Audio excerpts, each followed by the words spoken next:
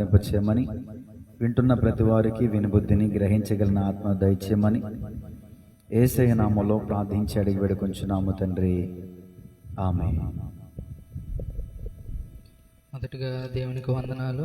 అలాగే సమీక్షణ పాస్టర్ గారు కూడా నా హృదయపూర్వకమైన వందనాలు. అక్కడే మీ ఇక్కడ ఉన్న ప్రతి ఒక్కరికి కూడా నా హృదయపూర్వకమైన వందనాలండి. దేవుని కృపను బట్టి ఈరోజు మనందరికీ దేవుని ఆశీర్వాదంతో ఇలాంటి సమయం దేవుడు ఇచ్చినందుకు దేవునికి హృదయపూర్వకమైన వందనాలతో మనందరం దేవునికి కృతజ్ఞతాస్తుతులు చెల్లించాలి. హల్లెలూయా. ఈరోజు దేవుని వాక్యం అంశం ఏమనగా, మానవుని ప్రయాణము ఎక్కడికి అంటే అది గమ్యం ఏమిటి అంటే దేవుని దగ్గరికే, పరలోకానికే గమ్యము. ప్రతి ఒక్కరికి ప్రయాణం అనేది ప్రతి ఒక్కరూ చేస్తున్నారు. ఇప్పుడు జీవిస్తున్న ప్రతి ఒక్కరూ ఏం చేస్తున్నారండి? ఒక ప్రయాణం చేస్తున్నారు. అది ఆత్మీయమైన ప్రయాణం. అది మనకి క్రైస్తవులుగా దేవుని తెలుసుకున్న వారిగా మనకేది తెలుస్తుంది. ఎందుకంటే ఎవరికైనా సరే ఏదైనా సరే తెలియాలి అంటే వాళ్ళ జ్ఞానమును బట్టే తెలియాలి. దేవుని ఆత్మ మన ప్రతి ఒక్కరిలో ఉన్నది కాబట్టి మనందరికీ తెలుస్తుంది ఇది ఒక ప్రయాణం అని. ఈ లోకంలో మనం జీవిస్తున్నాము అంటే మనం ఒకప్పటికి ఎక్కడికి వెళ్తామని, దేవుని దగ్గరికి వెళ్తామని మనందరికీ తెలుసు. కాబట్టి ఈరోజు ఆ అంశాన్ని బట్టి దేవుడు మనతో మాట్లాడబోతున్నారు. ప్రతి ఒక్కరూ బైబిల్ గ్రంథాన్ని తెరిచి దేవుని అంశాలు, దేవుని మాటలు మనం ధ్యానిద్దాము. మొదటిగా ప్రసంగి గ్రంథం 2వ అధ్యాయము 4వ వచనం నుంచి చదువుకుందాం. ప్రసంగి 2వ అధ్యాయము 4వ వచనం నుంచి చదువుకుందాము. ఇక్కడ భక్తుడు తెలియజేస్తున్నారు ఏమిటి అంటే వ్యర్థమైన ఏంటో తెలియజేస్తున్నారు, ఆయనకి తెలిసినవి. చదువుదాము. నేను గొప్ప పనులు చేయబోనుకుంటుని, నా కొరకు ఇండ్లు కట్టించుకుంటుని, ద్రాక్ష తోటలు నాటించుకుంటుని. చాలండి, చదువుకుందాం, మళ్ళీ చదువుకుందాము. ఇక్కడ ఏం చెప్తున్నారంటే 4వ వచనంలో నుంచి మనం చూస్తే అక్కడి నుంచి 11వ వచనం వరకు అక్కడ ఏం చేశారో అవన్నీ ఏమిటో ఆయన తెలియజేస్తున్నారు. ఇక్కడ మొదటిగా చదువుకున్న వచనంలో మనం చూస్తే నేను గొప్ప పనులు చేయబోనుకుంటుని అనే మాట మనకు మొదటిగా కనిపిస్తుంది కదా. అంటే ఇక్కడ చూస్తున్నాము ఆయన రాజు. ఎవరండి? ఆయన రాజు. ఏం చేయాలనుకుంటున్నారంటే గొప్ప పనులు చేయాలని అనుకుంటున్నారంట. గొప్ప పనులు. ఆ సమయంలో, ఆ కాలంలో ఒక రాజు గొప్ప పనులు చేయాలనుకొని ఏం చేస్తున్నారంటే ఇండ్లు కట్టించుకున్నారంట. నా కోసం, ఆయన కోసం ఇల్లు కట్టించుకుంటున్నారంట. అంటే ఆయన ఇల్లులు కట్టించుకుంటున్నారంటే ఇప్పుడు ఉన్న వాటిని బట్టి ఇప్పుడు మనకి పెద్ద పెద్ద భవనాలే. ఏం కట్టించుకున్నారు? ఇల్లు కట్టించుకుంటున్నారంట. ద్రాక్ష తోటలు నాటించుకున్నారంట. పెద్ద పెద్ద ద్రాక్ష తోటలు నాటించుకున్నారంట. తర్వాత వచనం, నా కొరకు తోటలను, శృంగార వనములను వేయించుకొని వాటిలో సకల విధములైన వృక్షములు నాటించి తిని. చూద్దాం, ఇది ఇక్కడ ఆయన ఏం చేశారంటే ద్రాక్ష తోటలు నాటించారంట. తర్వాత పెద్ద తోటలు, శృంగార వనములను వేయించుకున్నారంట. దాని తర్వాత చూస్తే సకల విధములైన వృక్షములు అంటే ఫల వృక్షములు నాటించారంట వనాలో. అంటే అక్కడ మనం చూస్తున్నాం కదా, సకల విధములైన ఫల వృక్షములు అంట. అక్కడ లేనిదంటూ ఏది లేకుండా మొత్తం అన్నీ నాటించారంట. ఏది లేకుండా, అసలు ఇది లేదు అని చెప్పడానికి లేకుండా ప్రతిదీ నాటించారంట ఆ వనంలో. తర్వాత వచనంలో మనం చూస్తే వృక్షముల నార్మలులకు నీరు పారుటకై నేను చెరువులు త్రవ్వించుకుంటుని.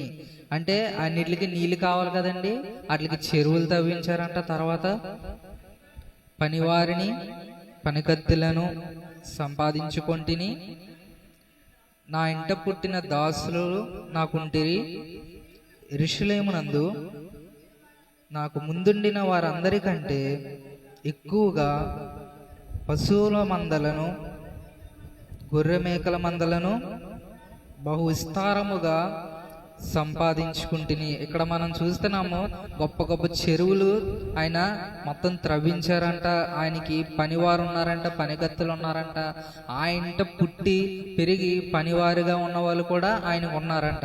దాని తర్వాత మనం చూస్తే గొప్ప మందలు, గొర్రె మేకల మందలు ఉన్నాయంట. ఆయనకి ఇంకా లేనిదంటూ లేకుండా గొప్ప మందలు ఆయన చేసుకున్నారంట. తర్వాత వచనంలో మనం చూస్తే, నా కొరకు నేను వెండి బంగారములను, రాజులు సంపాదించు సకల సంపదను, ఆయా దేశములలో దొరుకు సంపత్తును కూర్చుకొంటిని. నేను గాయకులను, గాయకురాండ్రులను, మనుషులు ఇచ్చయించు సంపదను సంపాదించుకొంటిని. బహుమంది ఉపపత్నులను ఉంచుకొంటిని. ఇక్కడ మనం చూస్తున్నాము వెండి బంగారములకు కూడా ఆయనకి కొదువు లేకుండా అవి కూడా సంపాదించుకున్నారంట. రాజుల దగ్గర నుంచి ఎంతో మందిని ఆయన తెచ్చుకున్నారు. రాజుల దగ్గర నుంచి ఇది లేదు అనేది ఏమీ లేకుండా అన్ని తెచ్చుకున్నారు. తర్వాత వచనంలో మనం చూస్తే, నాకు ముందు యెరూషలేమునందున్న వారందరికంటేను నేను గనుడనై అభివృద్ధి పొంది తిని, నా జ్ఞానం నన్ను విడిచిపోలేదు. నా కన్నులు ఆశించిన వాటిలో దేనిని అవి చూడకుండా నీ అభ్యంతరము చేయలేదు. మరియు నా హృదయము నా పనులన్నిటిని బట్టి సంతోషింపగా, సంతోషకరమని ఏదియు అనుభవించకుండా నేను నా హృదయమును నిర్బంధింపలేదు. ఇదే నా పనులన్నిటి వలన దొరికిన భాగము.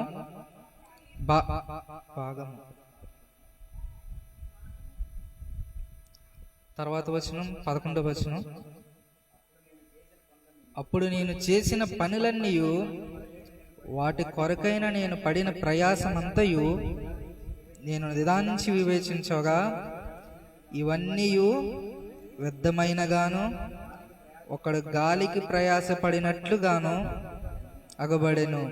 సూర్యుని క్రిందన లాభకరమైన ఏదియు లేనట్టు నాకు కనబడిన. ఇక్కడ చూస్తున్నాం కదా, 4వ వచనం నుంచి మనం చూసినవన్నీ ఆయనకి ఎలా కనిపించిందంట? ఒకడు గాలి కోసం ప్రయాసపడినట్లుగా, ఇదంతా వ్యర్థముగా ఆయనకి కనిపించిందంట. ఇక్కడ మనం చూస్తున్నాము ఆయనకి ఏది కొదువు లేదంట. ఆయనకి ఏది కొదువు లేదంట. బంగారం ఉంది, లేదంటే ధాన్యం ఉంది, లేదంటే ఆయనకి ఏదైనా సరే తినడానికి కానీ, లేదంటే కనిపించినది ఏదైనా సరే ఆయనకి మనస్ఫూర్తిగా హృదయం ఏమడిగితే దాన్ని అసలు ఏది ఆయనకి ఇది నాకు లేదు అని లేకుండా ప్రతిదీ ఆయన సంపాదించి పెట్టుకున్నారంట. ప్రతిదీ అంతా సంపాదించినా సరే ఇదంతా సరే వ్యర్థముగానే ఆయనకి చివరి వచనంలో మనం చూస్తున్నాం కదా, ఇవన్నీ వ్యర్థమైనవిగాను ఒకడు గాలికి ప్రయాసపడినట్లుగాను అగుబడిను. అంటే ఇది ఎంత వ్యర్థమైనది అని అతనికి అనిపించిందంట. అంటే మనం చూస్తున్నాము, ఇప్పుడు మనకి ఏదన్నా సరే ఒకటి లేదు అంటే మనకి ఏమి అనిపిస్తుంది అంటే అది ఉంటే బాగుండు అని అనిపిస్తుంది. ఇప్పుడు నేను ఒక బంగారం అనేది నాకు లేదు అంటే బంగారం ఉంటే బాగున్ను అని అనిపిస్తుంది. ఒక బండి నాకు లేదంటే బండి ఉంటే బాగున్ను, లేదంటే నాకు ఏదైనా సరే ఒకటి లేదంటే ఆ వస్తువు నాదైతే నాకు ఒకటి వస్తువు ఉంటే బాగుండని నాకు అనిపిస్తుంది. కానీ ఇక్కడ మనం చూస్తున్నాం కదా, ఏది లేదు అన్నది లేకుండా అన్నీ ఉన్నా సరే ఆయనకి ఏమనిపిస్తుందంట? ఇదంతా వ్యర్థం అనిపిస్తుందంట. ఎందుకు అసలు ఈ లోకంలో అన్ని సంపాదించుకున్నా సరే ఆయన ఎందుకు వ్యర్థం అనిపిస్తుంది అంటే ఆయనకి జ్ఞానం అనేది ఉన్నది. ఇక్కడ మనం చదువుకున్న వచనాల్లో ఒక దగ్గర ఉంటది, నా జ్ఞానము నాతోనే ఉన్నది అన్న వచనంలో ఇక్కడ మనం చూస్తున్న ఆ మాట అనేది ఇక్కడ ఉంటది.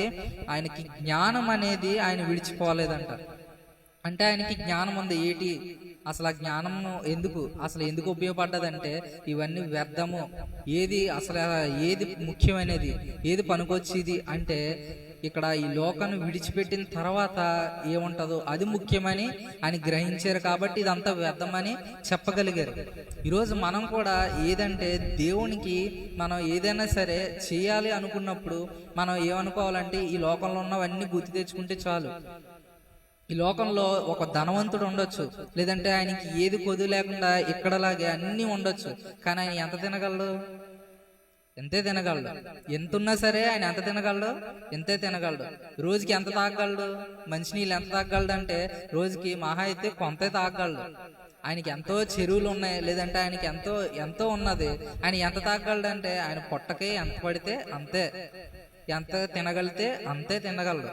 కాబట్టి ఇక్కడ మనం చూస్తున్నాము, దేవుడు మనకు చెప్తున్నాడు, ఈ లోకంలో ఉన్నవి ఏవైనా సరే అవి వ్యర్థమైనవి. నీకు ఏది ముఖ్యము అంటే ఒక ప్రయాణం అనేది నీకు ఒకటి ఇచ్చాను. ఆ ప్రయాణంలో నువ్వు ఎలాగా ప్రయాణించాలి, దానికి సంబంధించినటువంటి ప్రతిదీ ఎలా ఉండాలి, అది దేవుడు ప్రాముఖ్యంగా మన ముందు పెట్టారు. ఈరోజు ఒక దగ్గరికి మనం వెళ్తున్నాము అంటే గమ్యం అనేది మనకు తెలుసు. కాబట్టి అక్కడికి మనం వెళ్ళాలి, ఎలా సిద్ధపడాలి. ఈరోజు మనకి ఎలా గమ్యం అనేది ఏంటి అంటే దేవుని దగ్గరికి మనం వెళ్ళాలి, పరలోక రాజ్యంలో ఆయనతో పాటు మనం ఉండాలి. అది మన గమ్యం. ఇప్పుడు దానికి ముందు మనం ఉన్న స్టేజ్లో మనం ఉన్నాం. ఇది మన ప్రయాణం. ఈ ప్రయాణంలో ముఖ్యంగా మనకి ఏం ఉండాలి అంటే మనం చూస్తున్నాము, మొదటి మాటగా ఆత్మీయమైన సిద్ధపాటు మనకి ఉండాలి. ఆత్మీయమైన సిద్ధపాటు అనేది లేకపోతే ఎలా ఉంటది? ఆత్మీయమైన సిద్ధపాటు అనేది లేకపోతే అసలు ఏమవుతుంది అంటే, ఇక్కడ మనం చూస్తున్నాం కదా బైబిల్ గ్రంథంలో బుద్ధి లేని కన్యకులు అసలు సిద్ధపాటు లేకుండా ఉన్నప్పుడు ఏమైంది? వాళ్ళకి సిద్ధపాటు లేకుండా ఉన్నారు కాబట్టి వాళ్ళకి తర్వాత ఏమైంది? సిద్ధపాటు లేకపోతే లోపలికి ప్రవేశించలేకపోయారు. అలాగే మనకి కూడా సిద్ధపాటు లేకపోతే మనం దేవుని రాజ్యంలో ప్రవేశించలేము.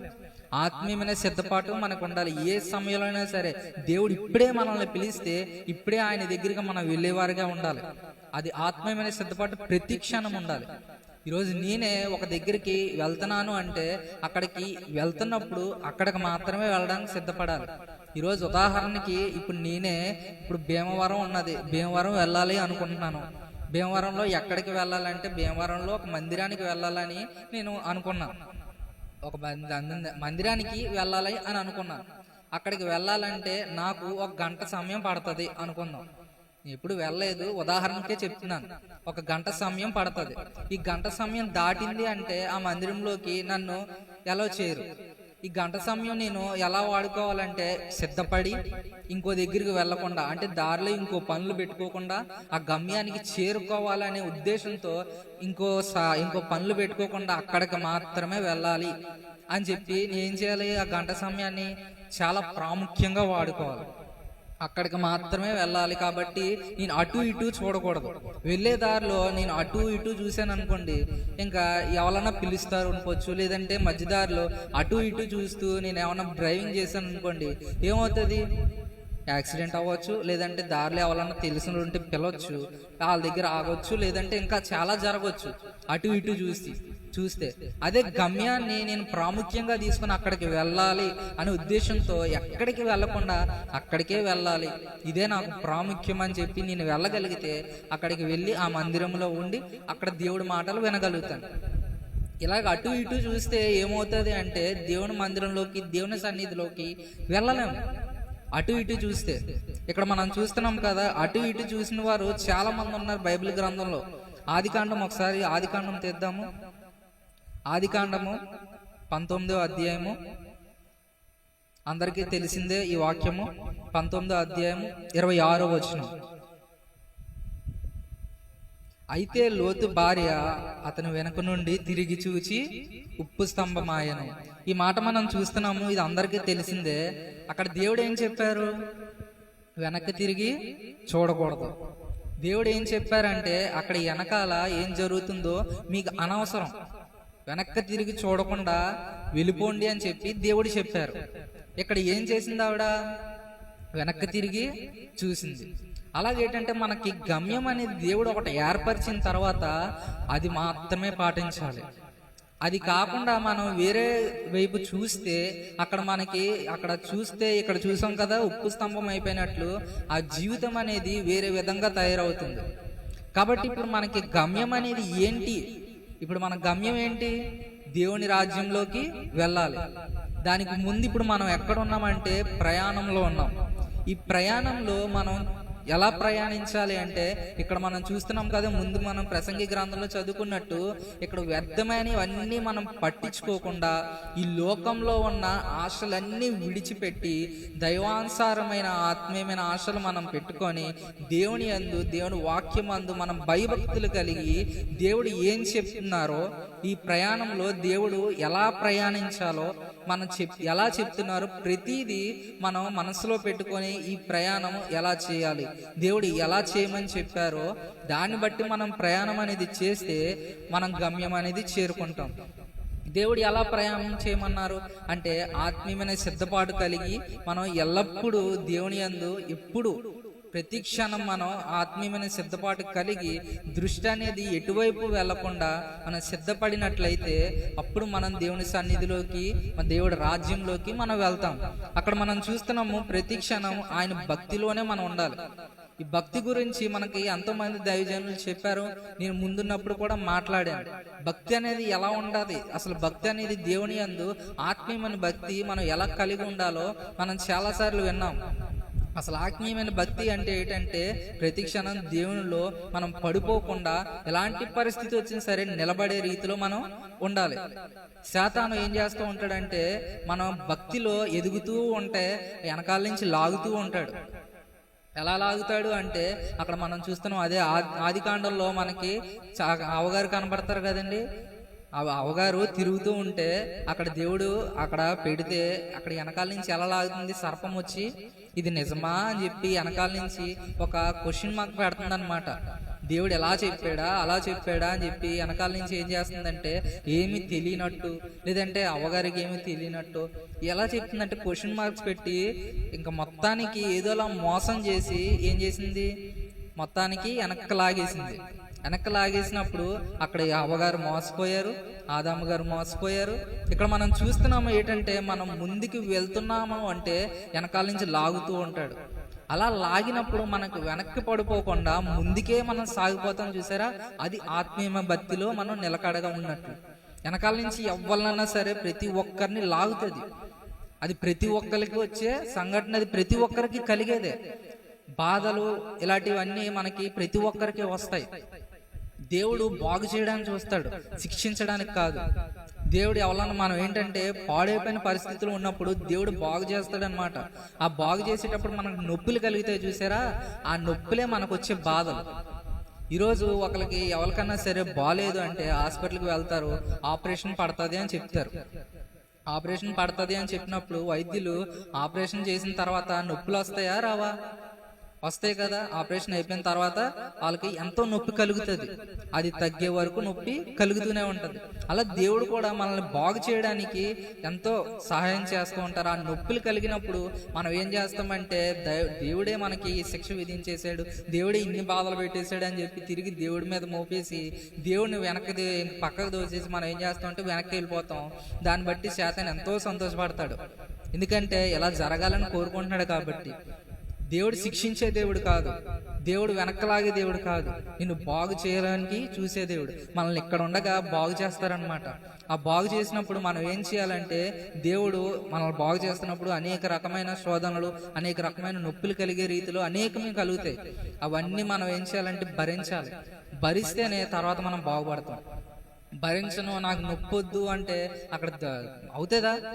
ఈరోజు ఆపరేషన్ జరుగుతుంటే నాకు ఎలా కోయొద్దు లేదంటే ఇలా చెయ్యొద్దు అంటే ఇంకా కొన్ని రోజులు బతుకుతాడు, తర్వాత చనిపోతాడు.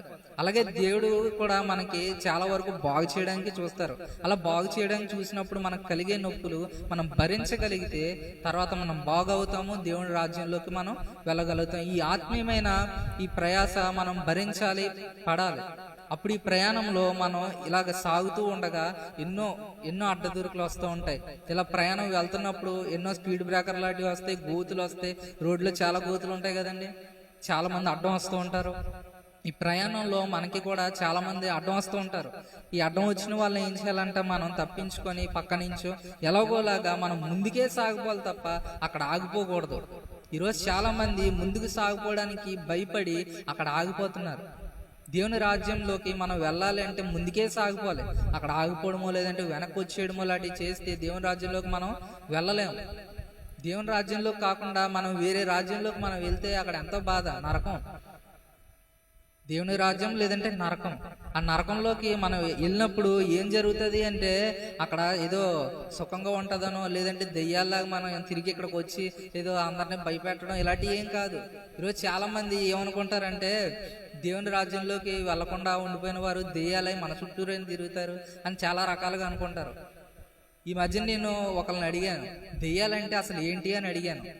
అడిగితే దెయ్యాలంటే ఎవరో కాదు, శాతానికి వాళ్ళ ఆత్మను అప్పగించేసుకునేవారు, లేదంటే ఇలాగ చనిపోయిన తర్వాత కోరికలు ఉండిపోతాయి కదా, ఇలాగ కింద ఉండిపోతారా, కోరికలు తీర్చుకొని వెళ్తారా అని చెప్పేసి కొంతమంది నాతో అన్నారు, ఒక వ్యక్తి. అంటే అప్పుడు చెప్పానన్నమాట, ఇలాగ దెయ్యాల్లాగా ఉండిపోయి ఇలా ఉండిపోవడం ఇలాంటివి ఏమి ఉండదు. చనిపోయిన తర్వాత రెండే మార్గాలు, ఆ రెండు మార్గాలు తప్ప ఇంకో మార్గం ఉండదు. చనిపోయిన తర్వాత ఇక్కడ దెయ్యాల్లాగా ఉండిపోయేలాగా ఉంటే ప్రతి ఒక్కరు చనిపోయిన తర్వాత చనిపోయి అందరిని ఈడిపించాలనుకుంటారు, లేదంటే చనిపోయిన తర్వాత ఇంక శిక్షలు ఉండవు ఏముండవు అని చెప్పి అందరూ సంతోషపడతారు కదా.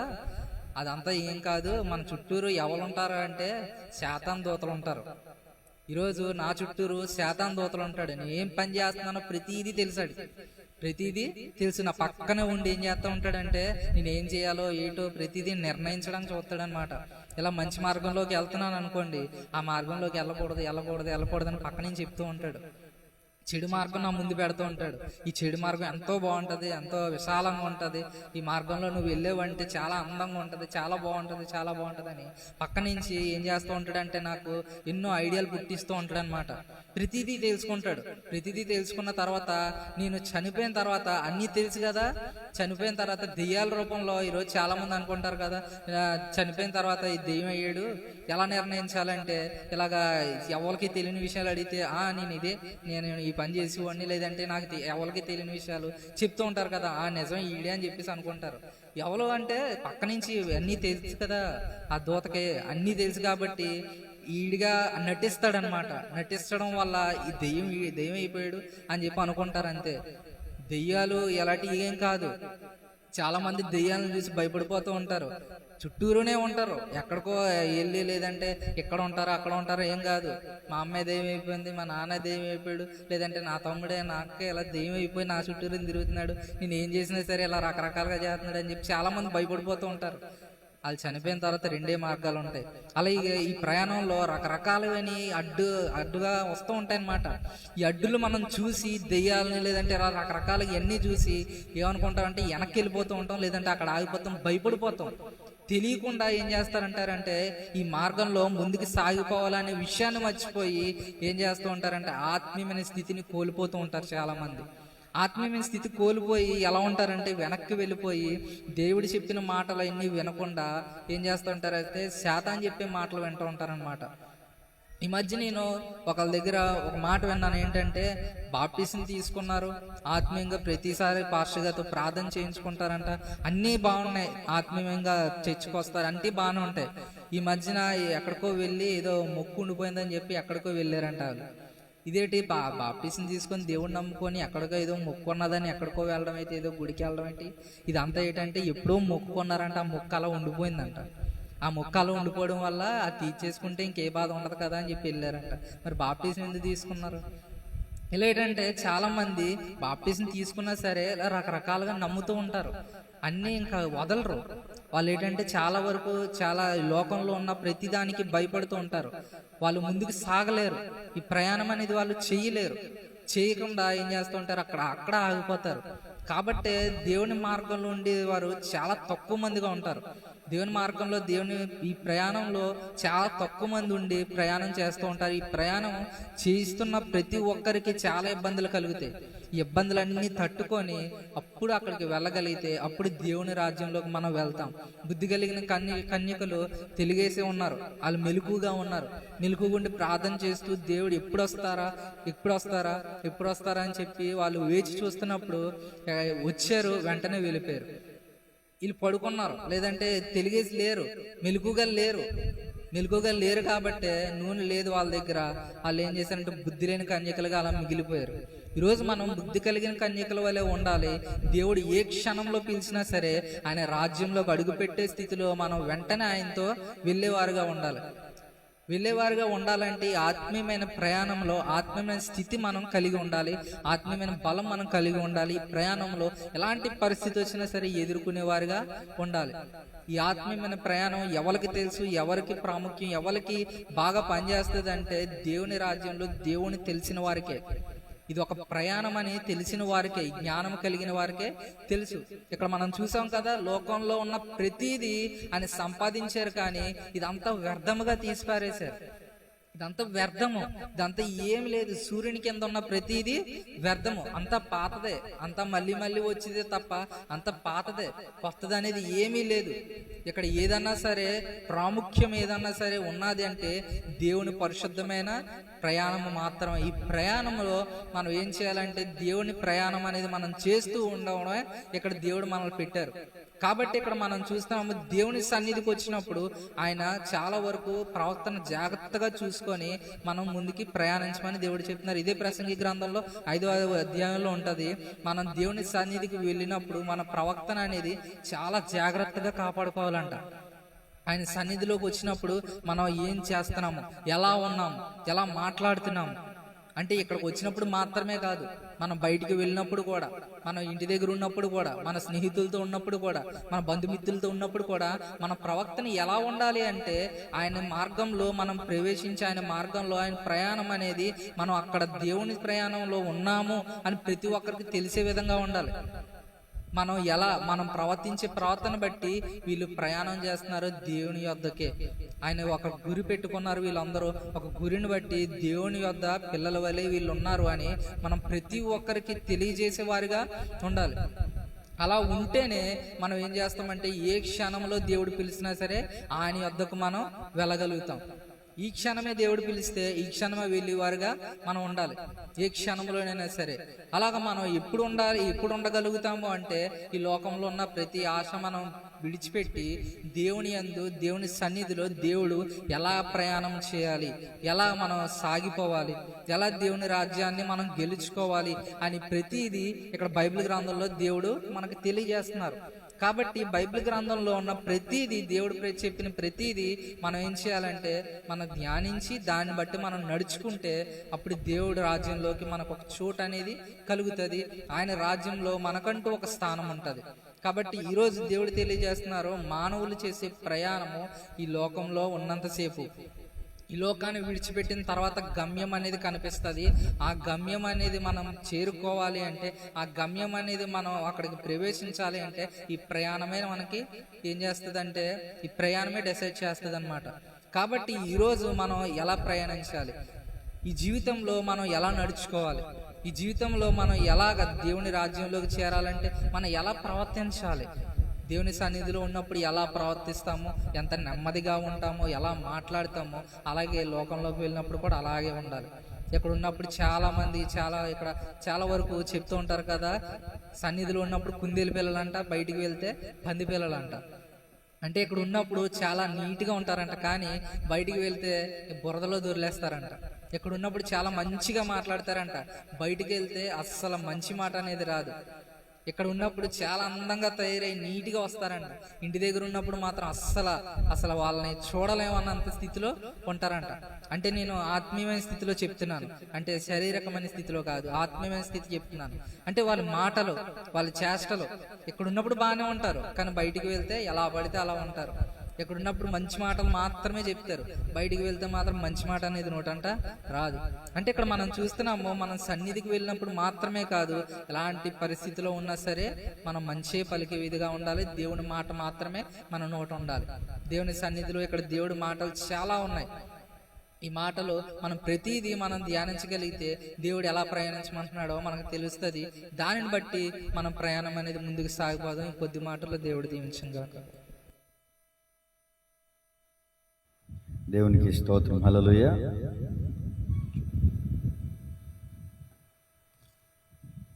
ప్రార్థన చేసుకుందాం ఒక 2 నిమిషాలు. పరిశుద్ధ గ్రంథంలో నుంచి హబక్కూకు గ్రంథం 1వ అధ్యాయం 15వ వచనం.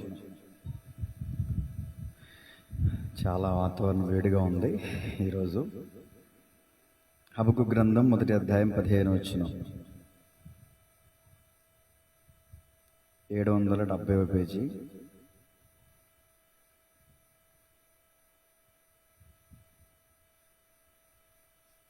తీశారా? హబక్కూకు గ్రంథం మొదటి అధ్యాయం 15 వచనం. వాడు గాలం వేసి మానవులందరినీ గుచ్చి లాగి ఉన్నాడు, ఉరులు ఒక్కి చిక్కించుకొనుచున్నాడు. వాడు తన వలలో వారిని కూర్చుకుని సంతోషపడి గంతులు వేచున్నాడు. చాలండి. ఎవరండి వీడు? నా చిన్నతనంలో మరి శ్యామ్జీ వేదాలు గారు రాశారేమో తెలియదు, కానీ ఈ పాట ఎక్కువగా పాడేవారు. ఓ మనసా న మనసా, ఓ మనసా న మనసా, ఓ మనసా న మనసా, ఓ మనసా న మనసా, ఎరిగి ఎరిగి శోధనలో పడి కృంగియున్నావా,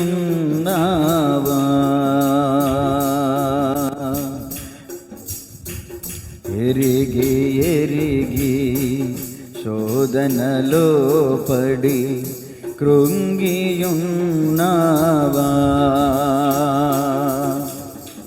శోధకుడైనా సాతాను నీకు గాలం వేశాడా,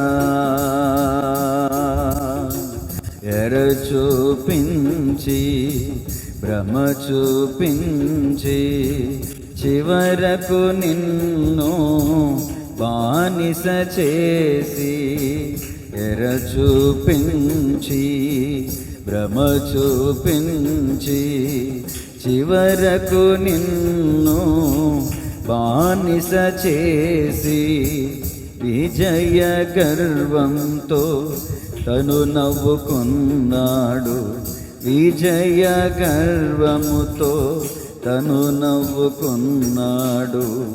ఓ మనసా న మనసా,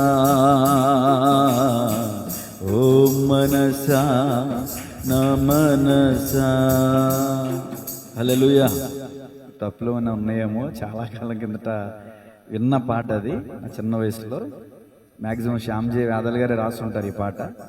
అదొకటి, అలాగే ఎగిరెగిరి పాటకి ఆ పాట ఒకటి, నీవుంటే నాకు చాలా యేసయ్యా, నవ్వండి మనసారా నవ్వండి. పాటలన్నీ దేవజనులు శ్యామ్జీ వేదాలు గారు రాశారు. మరి ఈ పాటలోనే పెద్ద ప్రసంగం ఉంది. తమ్ముడు చెప్తుంటే నాకు ఇదొక మాటను మరొక మాట గుర్తొచ్చింది. ఒకడు సర్వలోకమును సంపాదించుకొని చివరికి తన ప్రాణం పోగొట్టుకుంటే తనకేం ప్రయోజనం? ఈ రోజున మనం దేవుణ్ణి తెలుసుకున్నాం, బాప్తిసం తీసుకున్నాం, ఆత్మీయ ప్రయాణంలో ఉన్నాం. ఈ ప్రయాణంలో యాక్సిడెంట్స్ అవుతాయి. ఈ ప్రయాణంలో మరి యాక్సిడెంట్స్ అవుతాయి. ఐగుప్తుని విడిచి పాలుతేన్లు ప్రవహించే దేశానికి ప్రయాణం అవుతున్నటువంటి ఇజ్రాయేలీలకి మార్గంలో ఎర్ర సముద్రం అడ్డొచ్చింది, యోర్దాను అడ్డొచ్చింది, మారా చేదైన నీళ్ళు అనుభవం ఎదురైంది, శత్రులు ఎదురొచ్చారు, మీద పడ్డారు, చంపేశారు. ఇంకా వాళ్ళకి ఎన్నో ఆకలి దెబ్బలు ఎదురైనాయి, ఎన్నో శోధనలు అయినాయి. ఒకరికొకరు కూడా చాలా ఇబ్బందులు వ్యతిరేకతలు వచ్చినాయి. మోషే మీద తిరుగుబాటు చేశారు. అంటే యాస్టీస్గా ఇజ్రాయేలీలకి అరణ్య ప్రయాణంలో ఎలాంటి శోధనలు ఎదురైనాయో, ఎలాంటి అడ్డులు ఎదురైనాయో మన ఆత్మీయ జీవితంలో కూడా అలాగే ఎదురవుతూ ఉంటాయి. గమనించాలి. ఐగుప్తు నుంచి రిలీజ్ అయినటువంటి వాళ్ళందరూ కూడా చాలా మట్టుకి అరణ్యంలోనే రాలిపోయారండి, ఆగిపోయారు, రాలిపోయారు.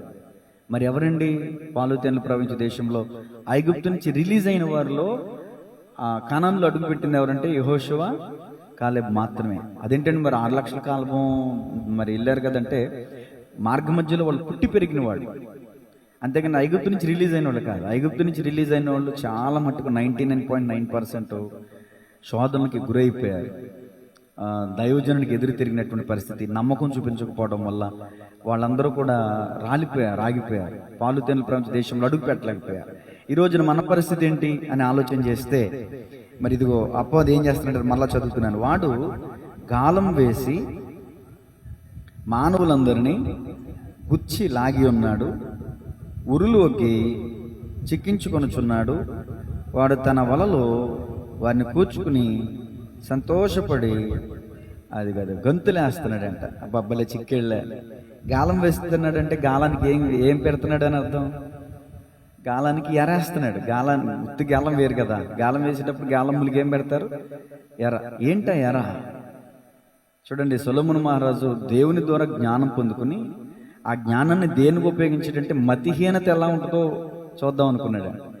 అసలు ఈ లోకంలో తన కన్ను ఆశించిన దానికల్లా తన మనసు వెళ్ళింది, తన మనసు వెళ్ళిన దానికల్లా తన దేహం వెళ్ళింది. అనుభవించాలనుకున్నదల్లా అనుభవించాడు. చిట్ట చివరికి ఏం చెప్పాడంటే ఇది అంతయో వ్యర్థమే. ప్రసంగి గ్రంథం ఆఖరి అధ్యాయం ఆఖరి వచనం చదవండి. మరి అంత వ్యర్థమని చెప్పిన అతను ఏది మరి మేలైనదని చెప్పాడు? ఇదంతయు వినిన తర్వాత తేలిన ఫలితార్థం ఇదే. ఇదంతయు వినిన తర్వాత తేలిన ఫలితార్థం ఇదే. దేవుని యందు భయభక్తులు కలిగి ఆయన కట్టడను అనుసరించి నడుచుచుండవలెను. అద్దుగదుగు మానవ కోటికి ఇది ఏ విధి. సంపాదించవచ్చు, సంపాదన లేకపోవచ్చు, అన్నీ ఉండొచ్చు, అన్ని లేకపోవచ్చు. ఏమున్నా లేకపోయినా మనం ఏ స్థితిలో ఉన్నా, ఏ పరిస్థితిలో ఉన్నా, ధనవంతులమైనా కావచ్చు, దరిద్రులమైనా కావచ్చు, తెల్లోళ్ళమైనా, నల్లోళ్ళమైనా, పొట్టోళ్ళమైనా, పొడుగోళ్ళమైనా, తేలిన ఫలితార్థం ఏంటంటే మానవ కోటికి ఇది ఏది విధి, ఏది చేయాల్సిందంటే భయభక్తులు కలిగి ఉండుటే మానవ కోటికి విధి. దేవుని యందు భయము భక్తి కలిగి ఉండుట జ్ఞానమునకు మూలము, జయ జీవిత పయనము.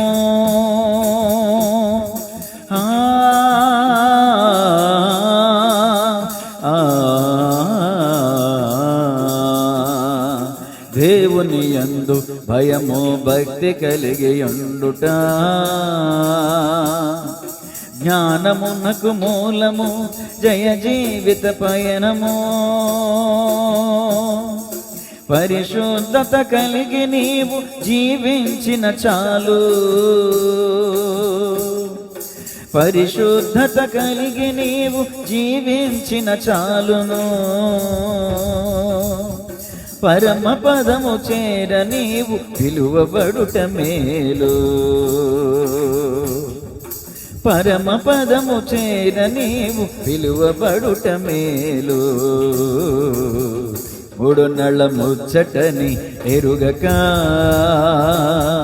ముందు చూపు కొంతైనా లేనే లేక, మూడు నళ్ళ ముచ్చటని ఎరుగక ముందు చూపు కొంతైనా లేనే లేక, అంతా వ్యర్థమని అర్థం కాక, అంతా వ్యర్థమని అర్థం కాక, సంతలోన వెదుకులాటలెందుకే నీటి మీద బుడగా, సంతలోన వెదుకులాటలెందుకే నీటి మీద బుడగా. మూడు నళ్ళ ముచ్చటని ఎరుగక ముందు చూపుకొంతైనా లేనే లేక. సంతలో ఏముంటాయండి? ఎన్నో ఉంటాయి సంతలో. సంతలో వెతుకులాడంట. అలాగే వెతుకులాడాడు సొలొమోను మహారాజు గారు. వెతికి వెతికి వెతికి వెతికి చితికి వేసారిపోయి చివరకరకు మాట చెప్పాడు, ఒకడు గాలికి ప్రయాసపడినట్టే ప్రయాస తప్ప ఇదంతా అర్థమే. కోట్లు సంపాదించినవాడు వెళ్ళిపోతాడు, కూడు కదిలినవాడు వెళ్ళిపోతాడు. అసలు అద్భుతమైన మాట ఏంటంటేనండి, నేను సభలో చెప్పాను కదా, పాపి చిరాయువు. కొంతమంది జీవితాల్లో పాపులు దీర్ఘకాలం జీవిస్తారు, సుఖించరు, ఖచ్చితంగా సుఖించరు. వాళ్ళ పాపాన్ని బట్టి ఈ శరీరంతో ఎన్ని పాపాలైతే విత్తారో దానికి ప్రతిఫలం ఈ శరీరంలో కోసుకునే వెళ్ళిపోతారు. డాక్టర్లు కూడా చేతులు ఎత్తేయచ్చు, కానీ ఈ శరీరంతో విత్తింది శరీరంతో కోసుకునేదాకా ఈ ఊపిరి అనేది బయటికి వెళ్ళదు. ఆ విషయం అందుకనే పాపి చిరాయు అన్నారు. ఇది కూడా వాస్తవమే. ఇంకొక మాట ఏంటంటే, దేవుని యందు భయభక్తులు కలిగి ఉండుట దీర్ఘాయువునకు కాదు. ఎవరైతే భయభక్తులు కలిగి ఉంటారో, పవిత్రత కలిగి, యథార్థత కలిగి, పరిశుద్ధత కలిగి, వాళ్ళు దీర్ఘాయువు, సుఖము, శాంతిని, నెమ్మదిని, సమాధానాన్ని కలిగి జీవిస్తారు.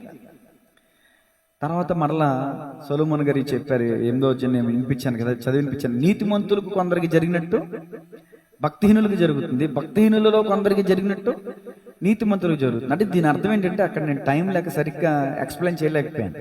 అంటే నీతిమంతులలో కొందరికి జరిగినట్టు అంటే నీతిమంతుడు చనిపోయినప్పుడు పరిశుద్ధ గ్రంథంలో రాజుల వర్తమానాలు ఎన్నో చెప్పాను. రాజులు పరిశుద్ధత కలిగి యథార్థంగా ఉండి చనిపోయినప్పుడు వాళ్ళకి సుగంధ ద్రవ్యాలు పూసి కొన్ని దినాలు అంగలార్చి కొన్ని నెలలు అంగలార్చి వాళ్ళని సరైన రీతిలో సమాధి చేశారు నీతిమంతులైన.